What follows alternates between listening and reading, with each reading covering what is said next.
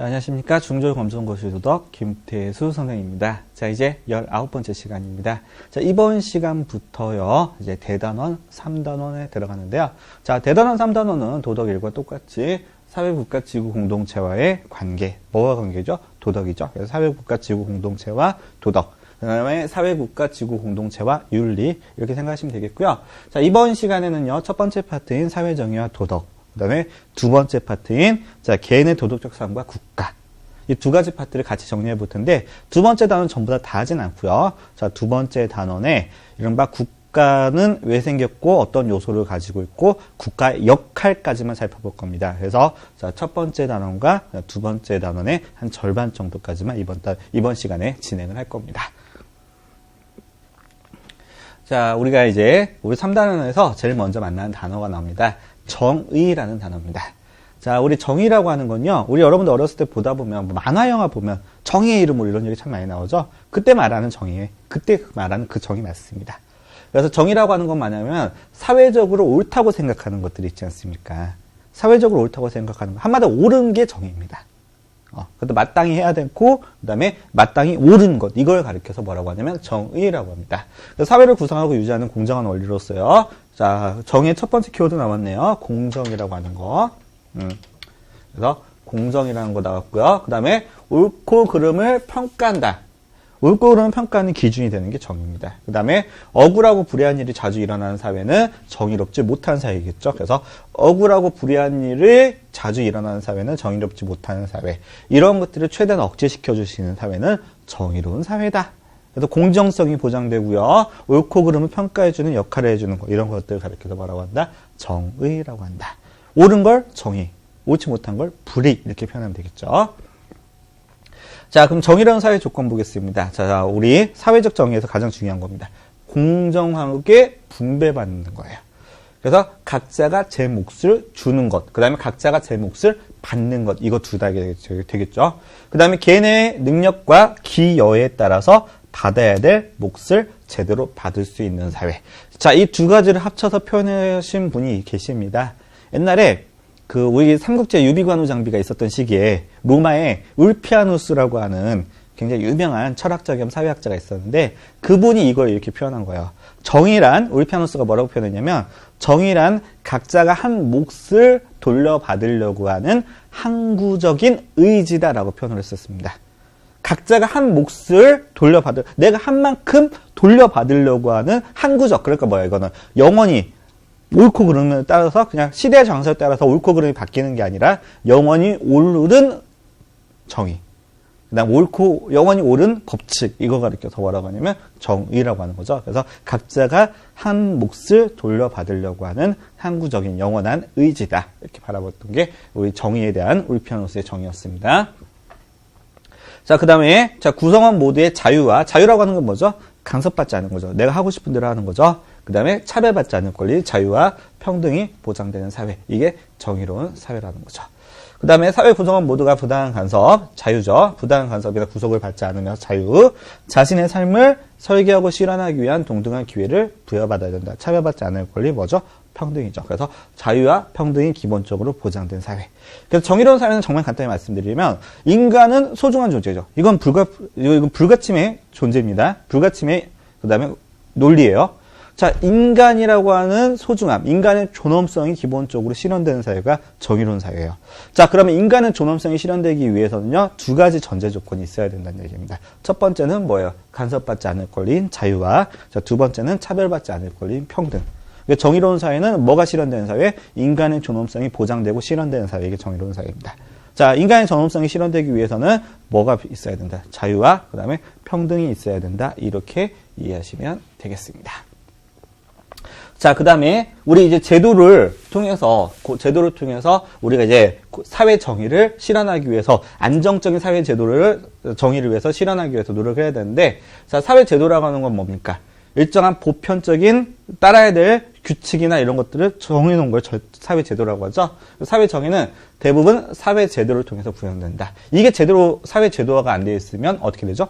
정의가 제대로 지켜지지 않는다는 거죠. 왜냐하면 일정한 기준이 없기 때문에 사람들이 보고 따라야 될 일정 보여주는 게 없지 않습니까? 그래서 이 보여주는 것들을 딱 제도화시킨 걸 말 그대로 사회 제도라고 합니다.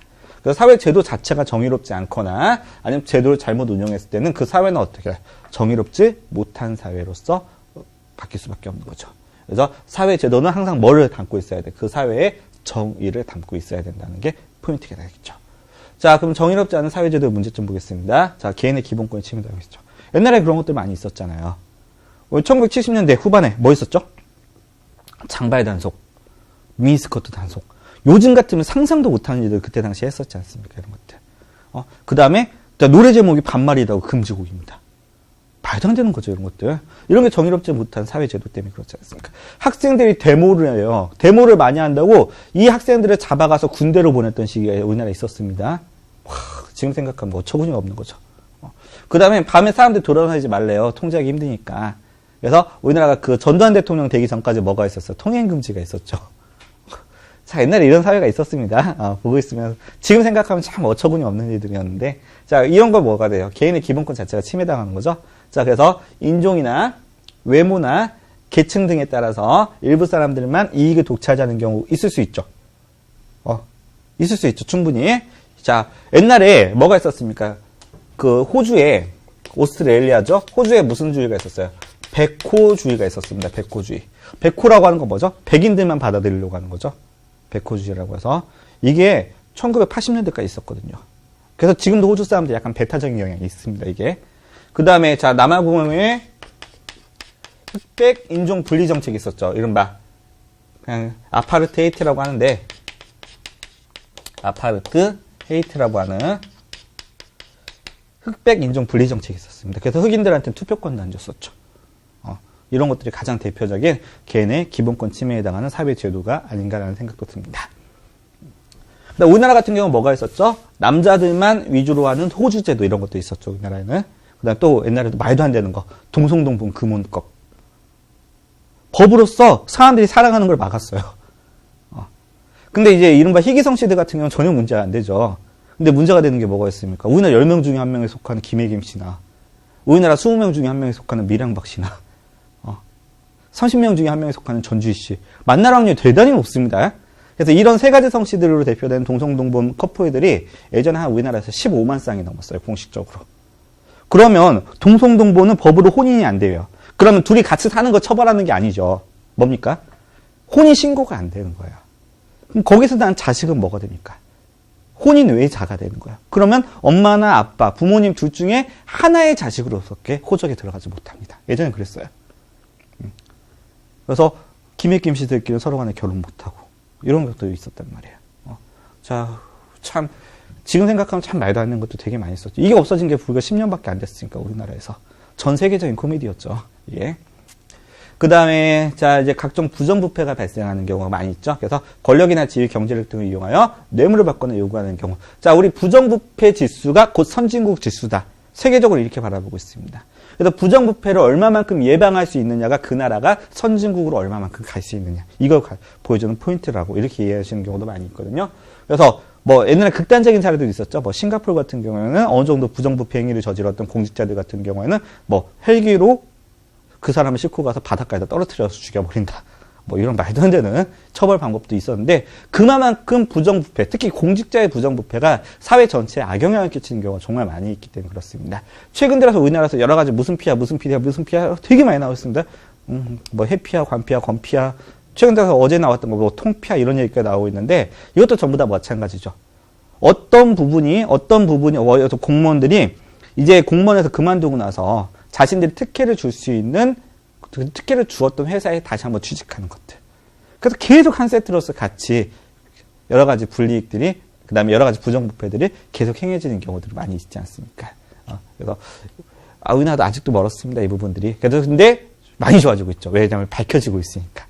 이게 몇십 년에 걸쳐가지고 관행적으로 쭉 이어졌던 것들이 지금 밝혀지고 있잖아요. 많이 좋아지고 있는데, 그래서 좋아지고 있는 중간에 과도기인 것 같습니다, 아직까지. 저도 이 군대 있을 때 높은 분들 많이 봤기 때문에 그분들의 사고방식에 대해서 굉장히 좀 많이 잘 알고 있거든요. 제가 군대 있을 때 그 높은 분들 태우고 다니는 운전병이었어요. 그래서 좀 그들의 사생활에 대해서 좀 많이 알고 있는데 그때는 참 이게 심했었는데 옛날에 비하면 지금 많이 깨끗해졌을 겁니다. 그 다음에 이제 공동체 의식 자체가 약화된다. 왜 그러죠? 사람들이 사회제도에서 불만과 회의를 가지고 있으면 당연히 공동체 유대감 자체도 떨어질 수밖에 없겠죠. 사회제도에 대한 신뢰가 무너진 겁니다. 근데 그 사회에 대해서 무슨 예정이 있겠어요? 말도 안 되는 거죠. 그 사회에 예정이 생기려면 그 사회가 공정하다는 신뢰가 있어야 되는 거죠. 그래서 당연히 그 사회에 대한 신뢰가 약해지면서 공동체의 의식 자체도 약해질 수밖에 없던 겁니다. 그럼 정의롭지 못한 사회제도는요, 그 사회의 이른바 존립 기반 자체를 어떻게 돼? 약화시키는 이런 큰 악영향을 미칠 수가 있는 거겠죠. 자, 그 다음입니다. 자, 공정한 경쟁의 조건입니다. 자, 경쟁이라고 하는 거 반드시 필요한 거죠. 발전을 위해서는. 근데 앞에 뭐가 붙여야 돼? 공정한 경쟁이 들어가겠죠. 자, 그래서 공정한 경쟁이라고 하는 건 첫 번째, 자, 동일한 기회와 그 다음에 동일한 조건이 부여된 상태에서 경쟁이 공정한 경쟁입니다. 그래서 자, 기준을 공정하게 적용하지 않거나 일부 사람들에게 특혜를 줄 때는 문제가 발생한다. 자, 우리가 이제 일정한 기준, 특히 규칙을 통해서 하는 경쟁의 가장 대표적인 게 뭐가 있습니까? 스포츠죠. 근데 스포츠 같은 경우에는 뭐 편파 판정이나 아니면 승부 조작 이런 것들 많이 있지 않습니까? 그래서 이런 것들이 최근 들어서 많이 밝혀지고 있어서 사회적인 문제가 되겠죠. 어떤 유도 선수는 국가대표까지 갔는데 국가대표가 아니라 대학교 입시까지 갔는데 그때 대학교 들어갈 때 그 대회에서 6연속 한판승을 했습니다. 그런데 6연속 한판승 걸리는 시간이 1분이었어요. 저주기가 있었다는 거죠, 이거는. 그 학생을 대학교로 보내기 위한 저주기가 있었다는 거 아닙니까? 옛날에 이런 것들 굉장히 만연했었죠. 이게 우리나라에서 국제적으로 문제가 됐던 적도 있었죠. 우리나라 쇼트트랙 선수들이 특정 선수를 금메달 만들어주기 위해서 나머지 선수들은 그 자신의 승부를 포기하고 어떻게 했어요? 다른 선수들의 진로를 막는 걸, 다른 선수들의 진로를 막는 역할로서 이렇게 전락해버리는 거. 이게 국제적으로 밝혀져가지고 엄청난 이슈가 됐던 적도 있었고요. 그래서 참 우리나라가 경쟁이 그만큼 치열하기 때문에 여러 가지 그동안의 부작용도 많이 나왔던 것 같습니다. 그 다음에 사회적 약자를 배려해줘야 된다. 자, 우리 보겠습니다. 사회적 약자라는 사람들은요, 공정한 경쟁 자체가 힘들어요. 그래서 다른 사람들과 동일한 기회와 동일한 조건을 부여해버리면 이 사회적 약자들에게는 공정한 경쟁이 아닌 거죠. 무슨 말인지 아시겠죠? 그래서 공정한 경쟁을 위해서는 사회적 약자들에게는 좀 더 어때요? 우선적으로 그 사람들이 처한 불평등한 환경을 개선할 필요가 있습니다. 또 하나 이들에게 좀 더 큰 혜택을 줘야지 다른 사람들과 동일한 기회와 조건이 부여되는 겁니다. 그래서 이거에 대한 가장 대표적인 사례들이 뭐가 있죠? 뭐 예를 들어서 국민기초생활보장제, 그 다음에 자 우리 농어촌 자녀들의 대학교 특례 입학 이런 것도 있지 않습니까? 자, 대학교는 그거 별로 달가워하지 않습니다. 대학생들은요, 우리나라 대학교가 또 하나 문제점이 뭐가 있죠? 이 학생이 얼마만큼의 가능성이 있는지를 그걸 판단해서 키워내려고 하는 게 아니죠. 현재 우리나라 대학교 같은 경우에는 이 학생들이 현재 학업 수준이에요. 현재 가지고 있는 지식의 수준이 얼마인지 그것만 평가해가지고 학생들을 데려가려고 하는 경우가 굉장히 많이 있잖아요. 그래서 예전에 모 대학교, 전국 대학교 전교협이라고 하죠. 전대협. 자, 전국 대학교협의회 총장께서 이런 얘기를 하셨더라고요. 말도 안 되는 얘기를 하셨습니다. 우리나라는 전 세계에서 대학교 교육 수준의 질에 비해서 대학교 등록금이 제일 낮은 나라대요. 대학교 등록금이 너무 낮다는 거예요. 대학에서 제공하는 교육 서비스의 질에 비해. 근데 대부분의 사람들은 그걸 어떻게 생각할까요? 거꾸로 생각하는 거죠. 거꾸로 제가 봤을 때도 맞습니다. 우리나라는 전 세계에서 대학이 제공하는 서비스에 비하여 등록금이 제일 높은 나라인 것 같습니다. 거꾸로가 맞죠. 그래서 이런 얘기를 하시는데, 보고서 참 그 말씀하신 분은 참 자기가 밑에 사람들과 참 눈높이를 못 맞추는구나, 라는 생각을 한번 해봤습니다. 그래서 사회적 약자는요, 동일한 기회와 조건 속에서는 공정한 경쟁이 되지 않기 때문에 그들에게는 좀 더 많은 혜택을 줘야 된다는 거고요. 그래야지 공정한 경쟁이 된다는 겁니다. 그 다음에 사회적으로 합의된 절차를 마련해서 서로 다른 가치가 충돌하는 현대사회에서는 각자 어떤 권리를 얼만큼 누릴지에 대한 사회적 합의가 항상 필요하다는 거죠. 그래서 이걸 제도화시키고 절차화시켜서 일정한 기준으로 삼아야지만 사람들이 안정적으로 그걸 보면서 맞춰서 경쟁하고 생활할 수 있다는 겁니다. 자, 그 다음에 이제 시험에 많이 나오는 개념 중에 하나인 부패행위 보겠습니다. 자, 부패행위라고 하는 건요, 개인의 이익을 위해서 자신의 지위나 권한을 부당하게 사용하는 겁니다. 개인의 이익을 위해서 자신의 지위나 권한을 부당하게 사용하는 거죠. 가장 많이 있는 사례가 뭐가 있습니까? 뇌물을 받고 이를 불공정하게 처리하거나 권력을 악용하여 개인의 이익을 챙기는 거. 뭐 정말 많이 있었죠. 그다음에 우리나라에서 그동안에 많이 있었고 지금도 있을 겁니다. 어딘가에. 전 세계적으로도 굉장히 많이 있고요. 자, 기업과 국가의 부패 행위를 뿌리 뽑기 위해서는 많은 노력을 현재 기울이고 있다는 거죠. 그래서 많이 옛날보다는 정말 많이 좋아졌는데 아직까지도 우리나라가 선진국으로 가기에는 약간 부족한 면이 있는 부분 중에 하나입니다.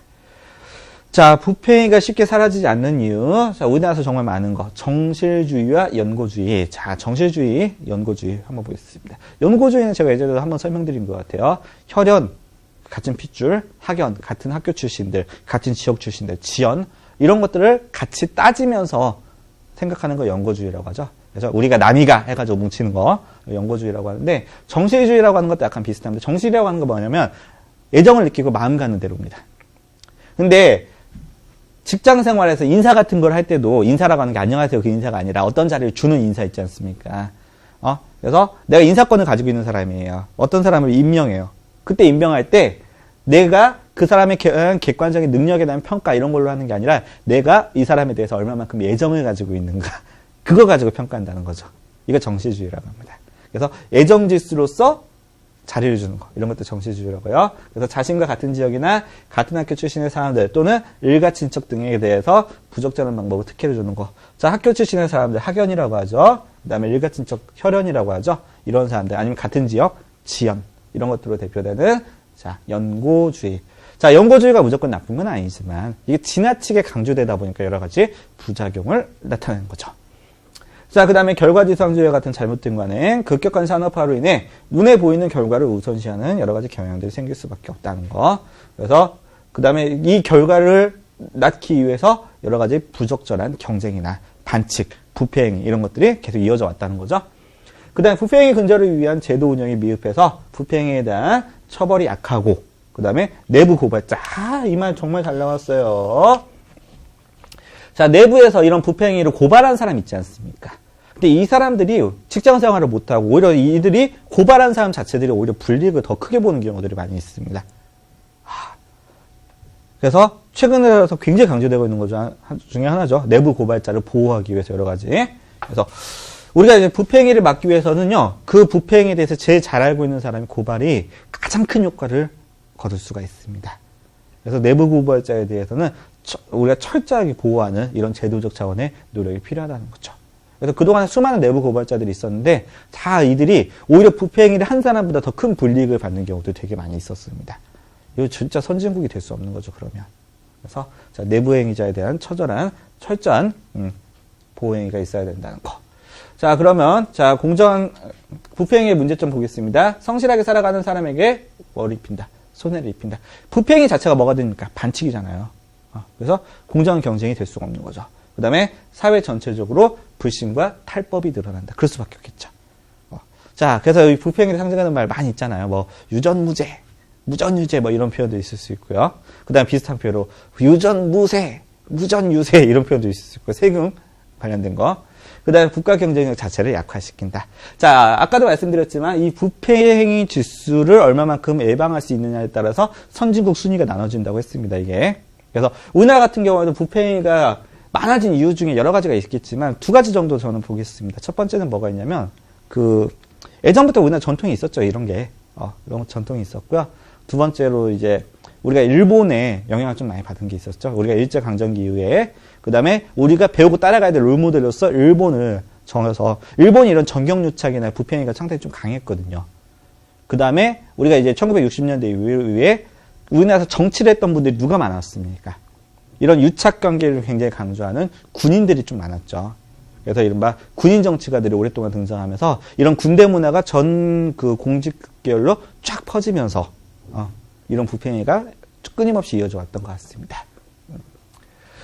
자, 그러면 이런 부패행위를 막기 위한 방법 첫 번째 개인의 의식 변화 있어야겠죠. 그래서 부패행위는 명백한 잘못이며 공정한 사회를 해치는 길임을 분명히 알아야 된다. 그 다음에 당연히 이것만 가지고는 안 되겠죠. 제도적 차원의 노력 반드시 필요합니다. 그래서 정부가 부패행위에 대한 처벌을 강화하고 부패행위를 감시하는 기관을 내실 있게 운영해야 된다. 그래서 항상 대통령들 바뀔 때마다 여기에 대해서 엄청나게 강조를 합니다.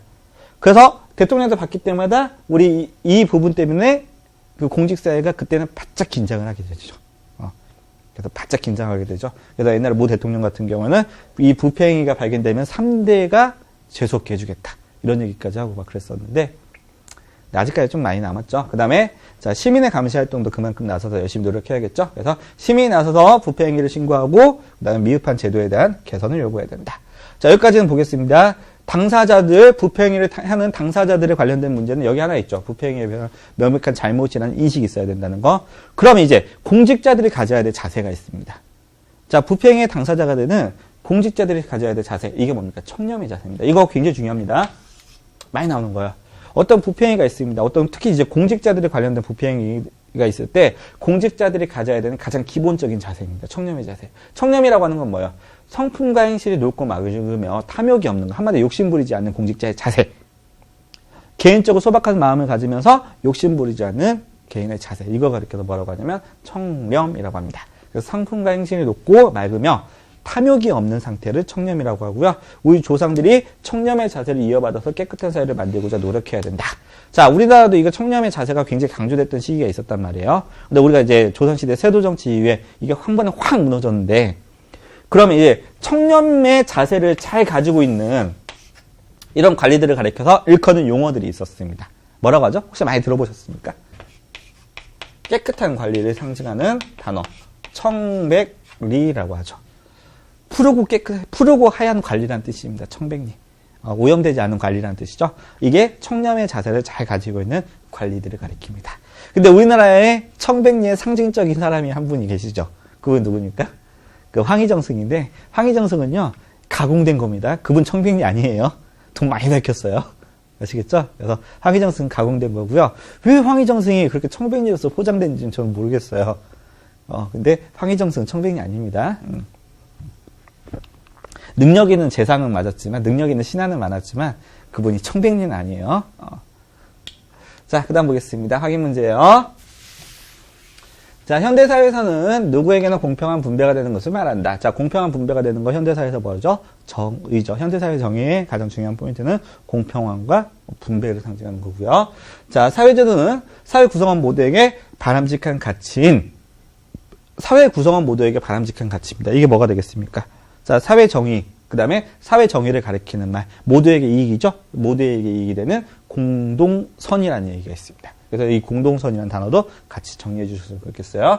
그래서 사회 구성원 모두에게 바람직한 가치, 이거 줄이면 뭐가 되는 거예요? 그냥 사회 구성원들 전체의 이익이 되는 거, 이런 것들을 가리켜서 공동선, 아니면 공동체 이익, 이렇게 정리하셔도 되겠고요. 자, 개인의 이익을 위해서 자신의 직위를 이용하여 법을 어기는 행위를 가리켜서 무슨 행위라고 합니까? 이걸 가리켜서 부패 행위라고 하죠. 그래서 사람들이 옳지 못하고 여기는 일을 행하는 거, 사람들이 옳지 못하고 여기는 일을 행하는 거 가리켜서 뭐라고 해요? 부패 앞에 들어가는 거 있죠, 보통. 부정적인 거. 그래서 부정이라고 하죠. 그래서 두 가지를 한 세트로 부정부패, 이렇게 얘기하죠.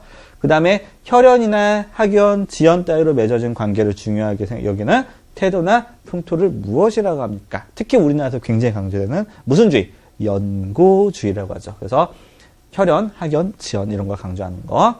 자, 행동이 맑고 그 다음에 염치를 알아서 탐욕을 부리지 않는 상태를 말하는 것으로서 공직자가 부정을 저지르지 않기 위해서 필요한 자세. 두 글자로 뭐라고 한다고 했습니까?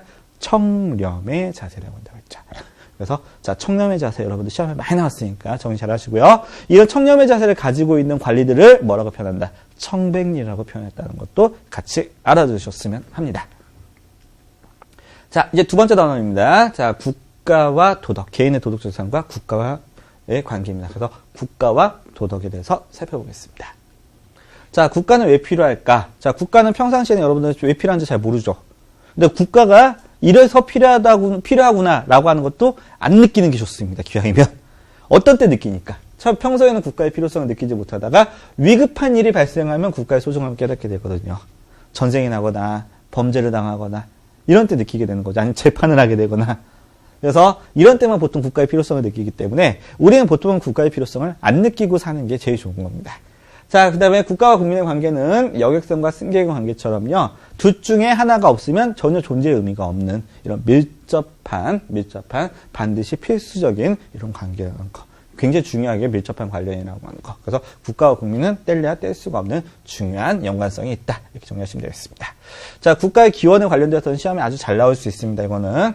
뭐 중절, 고절 가리지 않고 같이 잘 나올 텐데, 자, 첫 번째입니다. 국가가 인간의 본성에 따라서 자연스럽게 만들어졌다고 보는 입장. 가장 대표적인 게 그리스의 철학자 중에서 여러분들 3대 철학자 아시죠? 소크라테스, 플라톤, 아리스토텔레스 중에서 이거 강조했던 분이 아리스토텔레스입니다. 자, 아리스토텔레스가 뭐라고 표현했죠? 인간은 사회적 동물이다. 인간은 사회를 구성하고 살려고 하는 본능이 있다는 거예요. 이게 인간의 본성입니다. 그럼 인간이 일단 사회적 본성에 따라서 가정이 만들고 가정이 모여서 일정한 지역사회가 되고요. 지역사회가 모여서 확대되다 보면 뭐가 된다는 거예요? 국가까지 확대된다는 거죠. 그래서 인간의 사회적 본성 때문에 국가라고 하는 건 자연 발생적으로 생길 수밖에 없다라고 바라보는 게 자연 발생설입니다. 가장 대표적인 사람 누구라고 했죠? 아리스토텔레스가 있다고 했죠. 그 다음에 사회계약설이라고 하는 사람도 있는데, 자, 사회계약설은요, 인간이 인간의 이익을 위해서, 인간이 인간을 위해서, 자신 스스로를 위해서 계약을 통해서 사회를 아니면 국가를 구성했다. 이렇게 바라보는 게, 자, 사회계약설입니다. 그러니까 인간의 본성에 의해서 만들어진 게 아니라 인간이 인간의 이익을 보장하기 위해서 국가를 만들었다. 뭘 통해서? 계약을 통해서. 계약이라고 하는 게 뭐죠? 쌍방의, 두 당사자의 의사의 합치. 의사의 합치라고 하는 거 좀 더 쉽게 말하면 두 당사자의 약속에 의해서 어떤 일을 말 그대로 약속하는 거죠. 두 당사자의 합의에 의해서 어떤 일을 약속하는 걸 계약이라고 하지 않습니까? 그래서 이거는 선천적으로 국가를 바라보는 게 아니라 이거는 인간의 필요에 의해서 인간이 후천적으로 만들었다. 이렇게 이해하시면 되겠습니다. 그래서 인간의 본성 때문이냐 아니야 인간의 필요에 의해서 만들었느냐 이거에 따라서 국가의 발생에 대해서 두 가지 학설이 나누어진다는 거. 두 가지 다 일리 있는 거기 때문에 같이 여러분들 이해하시고 받아들일 줄 아셔야겠죠. 자, 그 다음에 이제 국가를 이루는 요소 나왔습니다. 자, 이거 국가의 3요소라고 하죠. 그래서 국가의 3요소 세 가지 있습니다. 영토, 국민, 주권. 자, 국민, 영토, 주권 세 가지가 국가의 3요소라고 합니다. 자, 국민이라고 하는 건 뭡니까? 그 나라의 국적을 가지고 있는 사람들을 가리키는 거죠. 그래서 국민의 문화 수준, 교육 수준 등은 그 자체가 뭐에 영향을 미친다. 그 나라의 힘, 국력에 크게 영향을 미칩니다. 그래서 당연한 것들이죠. 그래서 자, 첫 번째 국가를 이루는 요소 중에 첫 번째 국민 봤고요. 두 번째입니다. 영토입니다. 뭐예요? 국민들이 살고 있는 터전이죠. 그래서 국가의 통치권이 미치는 영역으로서 국민이 살아가는 공간. 그래서 뭐 영토도 크게 세 가지 나누죠. 뭐 있죠? 영토 있으면 또 바다도 있잖아요. 영해. 그 다음에 그 바다 영해와 그 다음에 그 땅 영토 위에 비춰주는 뭐가 있어요? 영공. 그래서 영토, 영해, 영공 이 세 가지를 합쳐서 그냥 줄여서 영토 이렇게 표현합니다. 그 다음에 주권입니다. 나라를 대표하는 힘이에요. 자, 그래서 국가를 다스리는 최고 권력이고요. 나라 안에서는 최고의 절대적 힘을 가지고 나라 밖으로는 독립된 국가임을 나타내는 기준입니다. 그래서 이 나라가 독립된 국가구나 라고 하는 걸 보여주는 게 주권국가라는 개념이에요. 그래서 국가를 다스리는 최고 권력. 그래서 주권이 뭐니라고 대답하면 두 가지 이유가 있죠. 첫 번째, 자, 밖으로는 독립된 국가임을 나타내는 표시. 주권국가입니다. 그 다음 또 하나는 뭐가 있냐면 나라를 다스리는 최고 권력이다. 그러면 이게 말이 너무 막연하잖아요. 그래서 자, 이렇게 생각하시면 됩니다. 나라의 최고법이 있죠. 나라의 최고법이 뭐가 있습니까? 국민이 만든 법이 있잖아요. 이걸 가리켜서 헌법이라고 하죠. 헌법을 제정하고 국가를 조직할 수 있는 힘, 이걸 주권이라고 생각하셔도 됩니다. 아시겠죠? 헌법을 만들고 그다음에 국가를 조직할 수 있는 힘, 이걸 주권이라고 생각하시면 되겠고요. 이거 누구에게 가지고 있습니까? 이건 국민들이 가지고 있죠. 그래서 이거 가리켜서 뭐라고 합니까? 국민 주권이라고 하죠. 그래서 자, 국민, 영토, 주권 이 세 가지가 국가의 3요소고요. 이 세 가지를 가리켜서 뭐라고 하냐면 국가의 객관적 요소라고 합니다. 객관적 요소라고 해요. 이거 세 가지를 가리켜서. 자, 그럼 맨 밑에 나와 있는 공동체 의식 있죠. 자, 공동체 의식은 뭐가 됩니까? 주관적 요소가 되겠습니다. 그래서 국가에 대해서 소속감 이자 국민들 사이의 공동체 의식에서 국민의식 아니면 국민정서, 그 다음에 공동체 의식, 공동체 정서. 자, 그래서 국가를 이루는 기본적인 객관적 3요소는 뭐가 있다? 영토, 국민, 주권 세 가지가 있고요. 그 다음에 공동체 의식은 주관적 요소로서 같이 가지고 있다는 거. 와, 이거 대단히 중요합니다. 그래서 같이 정리하셨으면 좋겠습니다. 자, 국가랑 비슷한 게 뭐가 있습니까? 민족 있죠. 민족과 같이 비교를 하면 민족은 뭐가 됩니까? 이런 객관적 요소가 뭐가 있을까요? 민족이라고 하는 건 뭐 비슷한 언어, 그 비슷한 문화, 유사한 역사, 이런 것들을 같이 공유하는 게 민족이죠. 이런 것들, 그럼 언어나 역사나 문화, 이런 것들은 뭐가 되니까? 이게 객관적 요소죠, 민족의. 그 다음에 우리 같은 민족이라는 민족의식, 공동체 의식, 민족 공동체 의식, 민족 공동체 정서 이런 것들은 주관적 요소가 되겠죠. 그래서 국가와 민족은 유사하지만 많이 다른 개념입니다. 그래서 한 세트로 같이 정리하시면 안 돼요. 영토, 국민, 주권, 국민, 영토, 주권 이 세 가지는 국가를 이루는 객관적인 요소고요. 같은 역사, 같은 문화, 같은 언어 이런 것들은 같은 민족을 이루는 하나의 객관적 요소입니다. 그 다음에 국가의식, 국가로서 공동체 의식 이런 것들은 국가를 이루는 주관적 요소가 되겠고요. 그 다음에 같은 민족 공동체 의식은 민족을 이루는 주관적 요소가 되겠죠. 이 두 가지도 비교하셔서 같이 잘 정리하셨으면 좋겠고요. 자, 국가의 역할입니다. 오늘 여기까지만 하고 마무리할 건데요. 자, 첫 번째 국가의 역할입니다. 국민의 생명과 재산을 보호한다. 국가의 가장 기본적인 기능이죠. 그래서 국민의 생명과 재산을 보호하는 첫 번째 기본적인 기능입니다. 그래서 이건 뭐라고 하죠? 보통 국방과 그다음에 치안의 기능을 한다는 거죠. 국방과 치안의 기능을 담당하는 게 국가의 가장 기본적인 기능입니다. 그래서 국가는 군대, 경찰, 소방제도를 운영하여 국민을 보호하죠. 그래서 두 번째입니다. 두 번째 기능이죠. 사회 질서를 유지하는 거죠. 자, 국가는 국민이 따라야 될 법과 제도를 만들어서 사회 질서를 유지한다. 그러면 사회 질서를 유지하기 위해서는 국가만의 강제력이 필요하겠죠. 국민들에게 국가가 이걸 강제할 수 있는 힘이 필요합니다. 그래서 이거 가리켜서 뭐라고 하죠? 국가의 권력이나 아니면 정치 권력이라고 표현합니다. 그래서 국가 권력과 정치 권력이 그래서 필요한 거예요. 자, 권력이라고 하는 거 제가 예전에 한번 말씀드린 것 같은데 권력이라고 하는 건 뭐냐면 어떤 사람에게 뭘 강제할 수 있는 힘을 권력이라고 합니다. 아까 이제 부패 배웠을 때 여러분들 전단원에 이 전 시간에 잠깐 배웠을 때 부패 배웠을 때 부패에서 뭐가 나왔죠? 권한이라는 표현 나왔습니다. 권한이라고 하는 건 뭐냐면 권한 앞에는 항상 이게 나와야 돼요. 지위.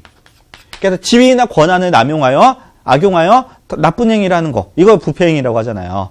그래서 지위가 있으면 어떤 지위가 있으면 어떤 부장, 학교, 교장 이런 지위가 있으면 지위에 따른 힘을 가리켜서 뭐라고 하냐면 권한이라고 합니다.